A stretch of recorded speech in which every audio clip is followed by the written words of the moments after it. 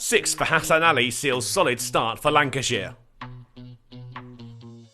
Lancashire took total control of their match with Kent at the Spitfire ground. A first innings total of 506 handed them a winning position early on, one which they capitalised on despite the resistance of Ben Compton. Gloucestershire, meanwhile, were on the wrong end of the result, beaten by Yorkshire. And in front of them was an unenviable task, winning the toss and choosing to bat against an attack featuring James Anderson, Hassan Ali, Saqib Mahmood and Matt Parkinson. But Chris Dent and Marcus Harris acquitted themselves well, watchful but patient and building an early partnership and platform. The pair found their feet and started to find the boundary more regularly. 50 runs on the board without too much concern. Lunch was now in sight, and so was the spin of Matt Parkinson, dismissively hoisted down the ground and over the boundary by Harris to take Gloucestershire into the 90s. It was plain sailing for the visiting openers, all the way through to lunch, both into the 40s. The score now up to 100 with a boundary on the stroke of the break, and Lancashire's imposing attack kept at bay. Dent was then the first of the two to go to 50 runs, up to the mark with a couple off Mahmood's. He'd taken 106 balls to get there. Harris soon followed, punching Ali through the offside to get his half-century.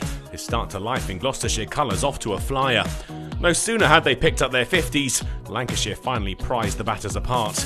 The captain out for 52, Croft with the catch off Ali, taking a bit of a knock for his efforts. And then Harris too fell, strangled down the leg side by Mahmood, Salt with more good work behind the stumps. A third was forthcoming, Balderson rattled Bracey's stumps, the Gloucestershire keeper departing for 5. Van Buren could only add 4 before he too was caught down the leg side, another wicket for Mahmood. This was more like it for Lancashire, with 150 on the board for the visitors. Ali had another, Hammond caught by Salt for 9. And it was 2 in 2 for the exuberant Pakistan international. Lace trapped in front first ball. Higgins and Gahar stopped the rot in the overs before tea, and they headed into the break in a bit of trouble at 170 for 6. Gloucestershire showed some fight after the break. Lancashire were kept out, but runs were hard to come by. That wouldn't prevent them moving past 200. Higgins turning one around the corner for 4 to bring the total up and the value of the partnership to 50. The piece was eventually broken by Matt Parkinson. Gahar came down the track, missed the ball, and Salt did the rest. Gloucestershire now 7 down. Shaw tried to put pressure on the bowlers with a booming 6 off Parkinson, but his fun would be short-lived, dragging Hassan Ali on for 18. It would be the Hassan show from that point on.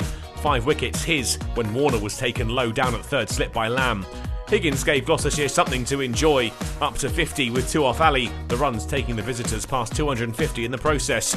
But it wasn't long before the innings was over, Ajit Singh Dale falling for Ali's 6th, Gloucestershire all out for 252. A good start handed to them by top order 50s from the top scorer Harris and Chris Dent.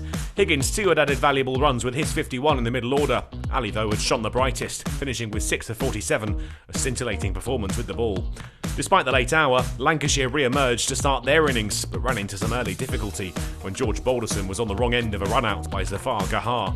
That's where they finished, Lancashire 11 for 1 in reply to Gloucestershire's 252, a hint perhaps that the visitors weren't in such a bad position after all.